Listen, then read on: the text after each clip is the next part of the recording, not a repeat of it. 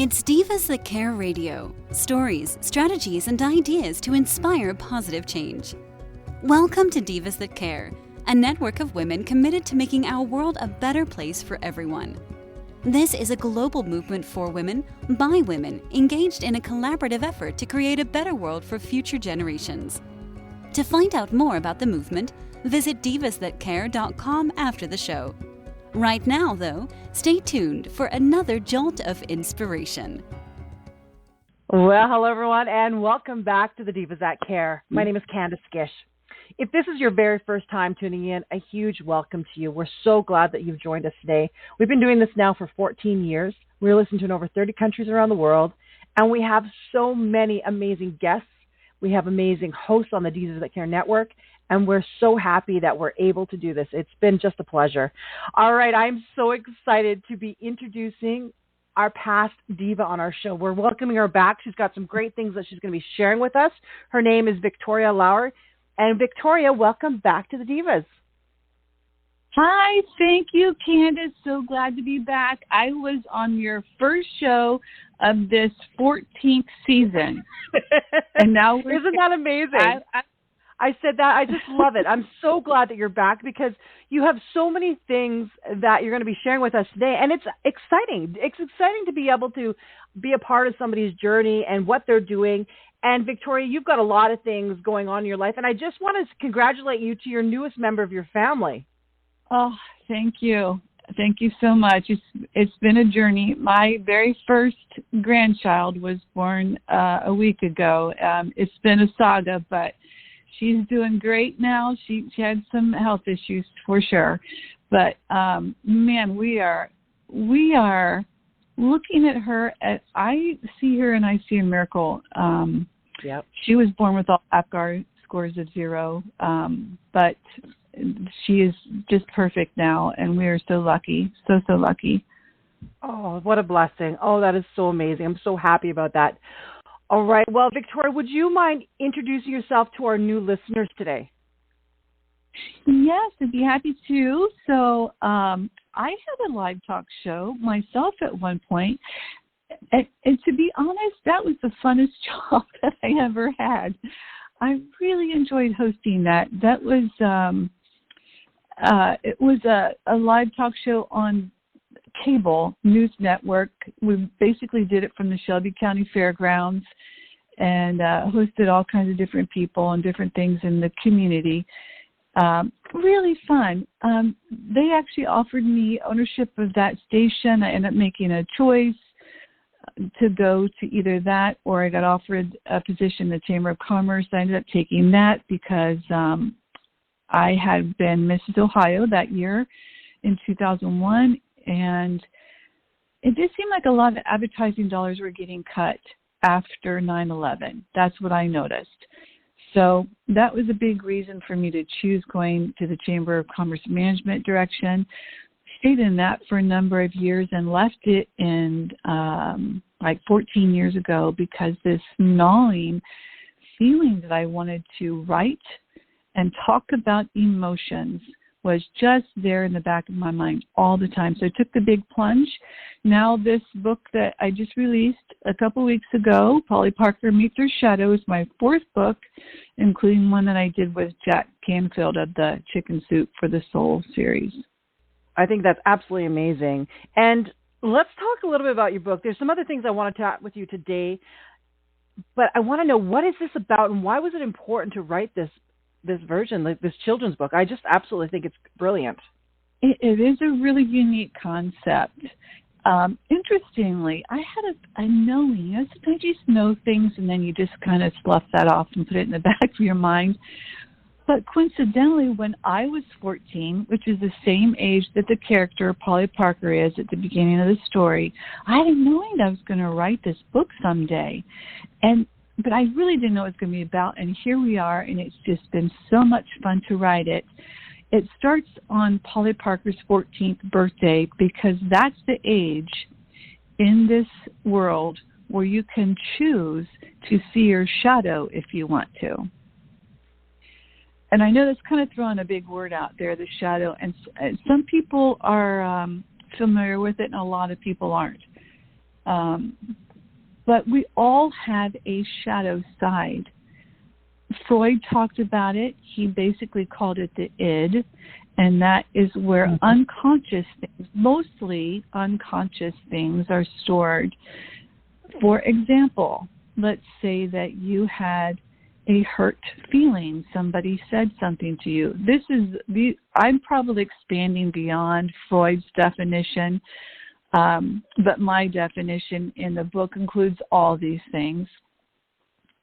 Hurt feelings, say that you have unresolved anger, something that really irritated you, and anger in itself is not a negative emotion.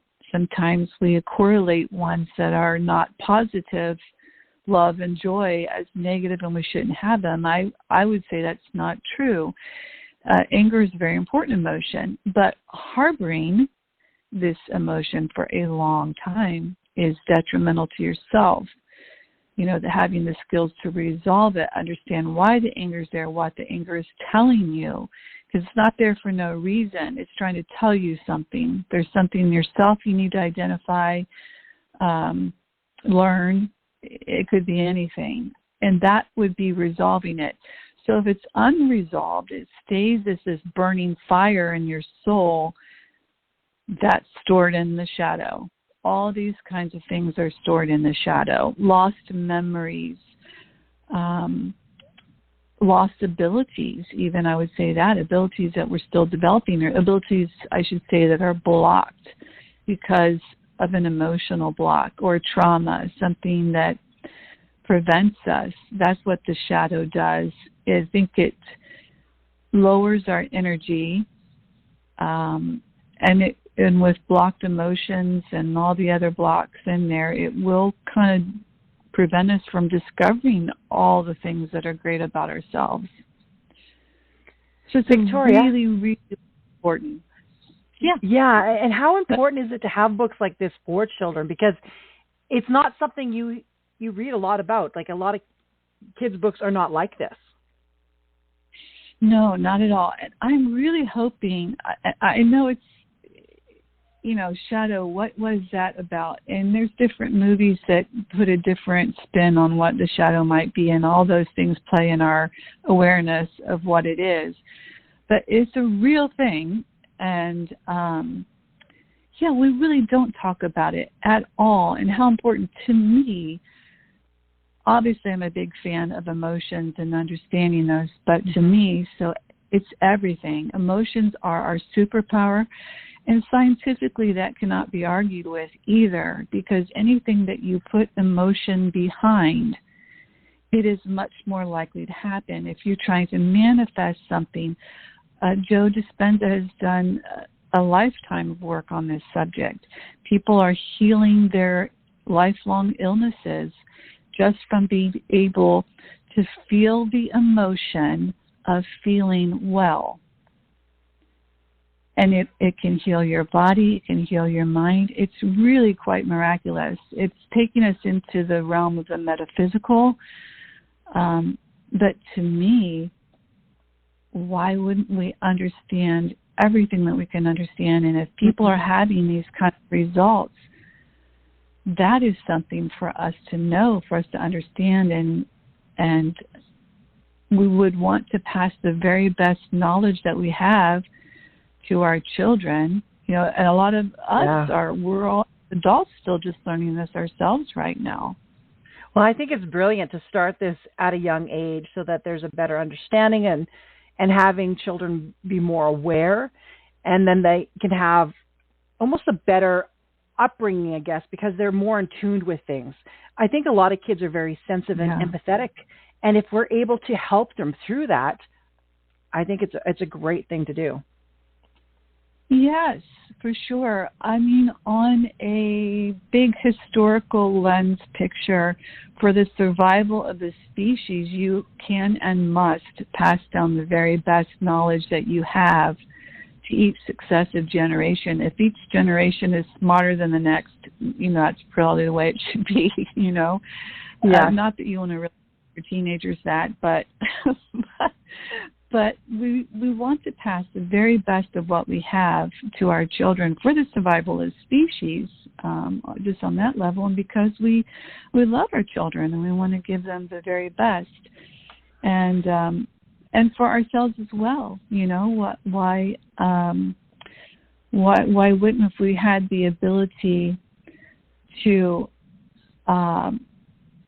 picture something, feel the emotion of something that we want, and then actually bring that about in our lives? I mean, that's a superpower. So, my goodness, yes, for that. Well, Victoria, can you tell us a little bit about what the book is about, so that our listeners can go have a feeling for it and they can go and grab a copy of it? Well, I hope they do, because, you know, it really is an important book. But let me paint a visual for you. Imagine all these emotional things that a lot of them are painful. It also includes, you know, like I said, lost memories and ego, all that kind of stuff is wrapped up in the shadow. If you could pull that shadow out of your body where you could physically see it next to you, as if it were a shadow that you would see outside on a sunny day. You can't really touch it or feel it densely, can see it. In this world of Polly Parker's story, there are three factions of people. There are the seers, the shadow dodgers, and the free thinkers. Polly is a seer, and her family, her grandparents actually invented the seer technology, where you can separate the shadow out where you see it, because they understood that things that you can see are much more easily understood. And that was the logic behind it. And it proved to be true in their world. And then there's the shadow dodgers of the three groups.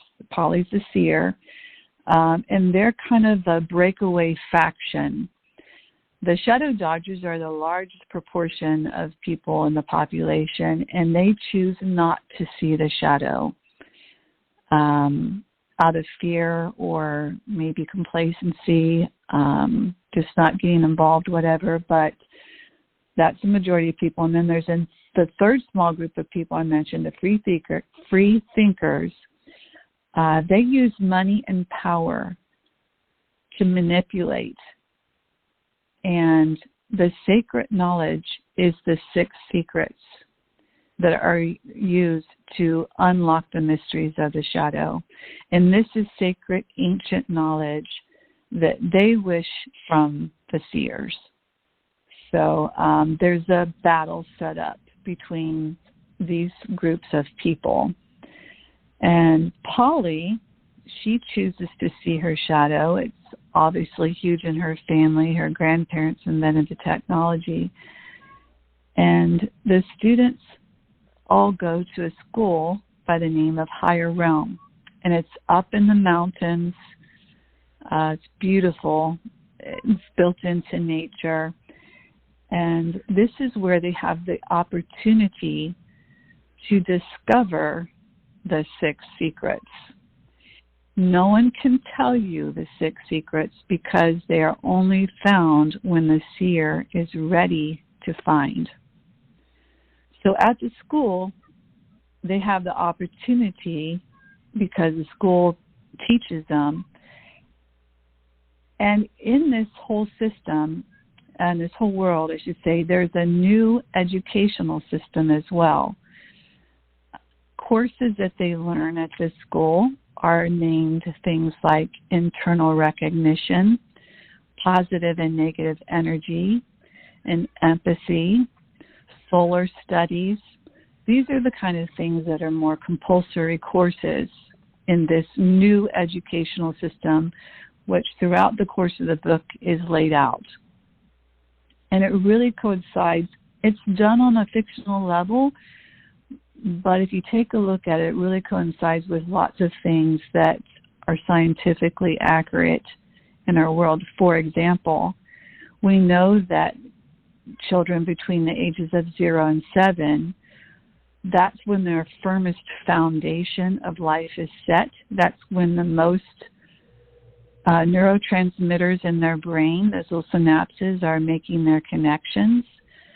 So those first 7 years of life are really, really important for setting the stage for the rest of life. And in this new educational system, it's encouraged that the parents become reintegrated and they teach their children at home so that they can better control the outside influences that will be developing their children. So children don't even start school until age 7 in this new fictional educational system. I like that. Yeah. I mean, it makes sense, doesn't it, in a way? It does. If you're trying to control the influences that could alter this very impressionable mind. I mean, I remember it from when my kids were little, and I thought I was doing them such a favor because they all went to preschool. They started school at age 3. You know, I really thought I was giving them the edge to get that extra few years of training. But I remember things that happened, and not necessarily at the school, but, you know, say in the car we were listening to a song, and it's an upbeat, happy song, and we'd always be driving along and singing at the top of our lungs to the song, and then all of a sudden there's all these curse words, and there's content more so that you don't want them to be thinking about yet at age 3, 4, and 5. It's like, well, that happened. I can't take that back now. It's in their brains now. And that was even, you know, with me being the one monitoring them. But, you know, in this focused way, if you were really monitoring all the influences that affected your child from 0 to 7, those are prime years. So that's why it's set up that way. And then they go to exploration school from 7 to until they turn 14. And that's all about exploring your natural skills.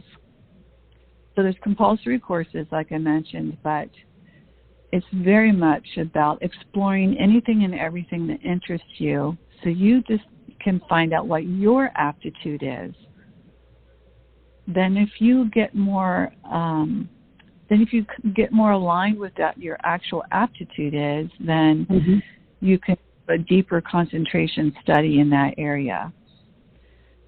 This is the way the system is. And then when everybody turns 14, regardless of, you know, how they're scored on this, unscored on that, because scoring does not happen.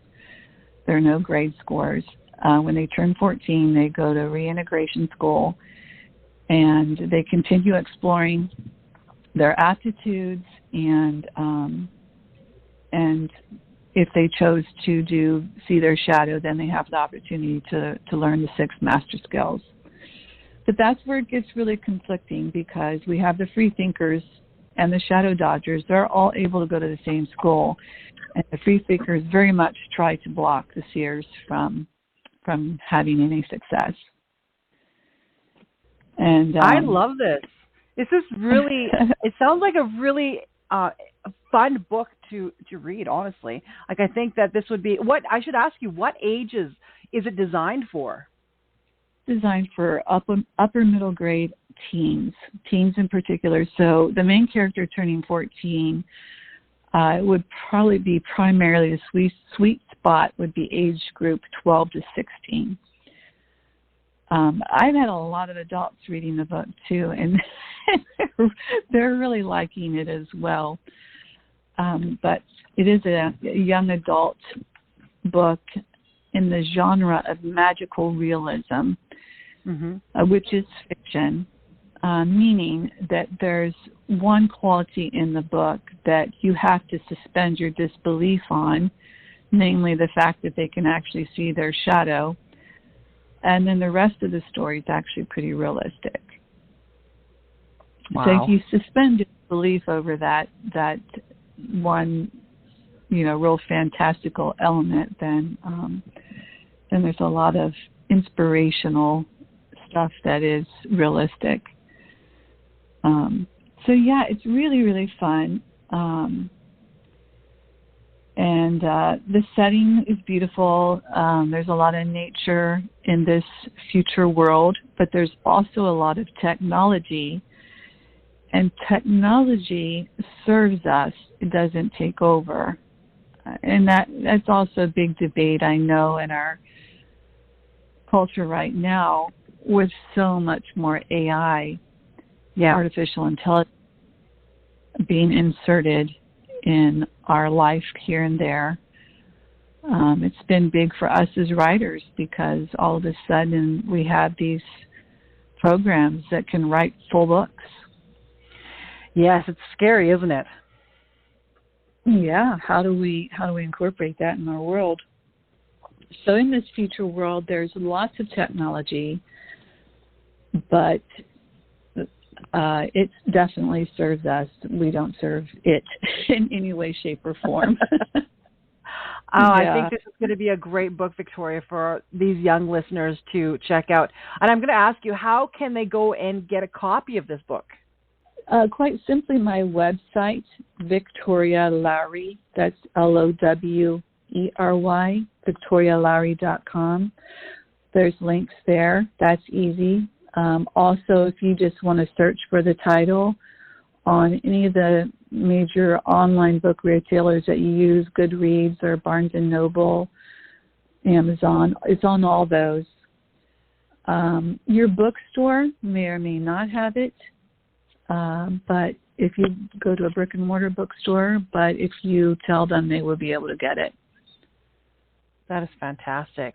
This has been it's gone by so quickly, Victoria. And that's what our shows, I'm finding that we do. We talk and it just goes by so quickly. I want to ask you, what is next on your plate? You know, this was a big adventure for you. You've got all these amazing books out there, but do you have something else happening in the near future? Well, there will be a sequel. There will be a sequel to this story. And yeah, it's already halfway in the works now. So it'll probably be another year or so before that comes out. But what I would optimistically like to see, and I'm already working on this, I've been going to some middle schools and working with teens in my area quite a bit, and some of the schools around here use some of my work in their classroom. But these 6 master skills that are in the story, I would love to see those actually taught in our schools. To me, that's education. That's prime. You know, I know science, technology, engineering, math, the STEM courses have been considered core education, but to me, knowing emotion is equally as important. All of it's important. If not more, and I'll be honest with you. I know. Maybe we're a little partial, but...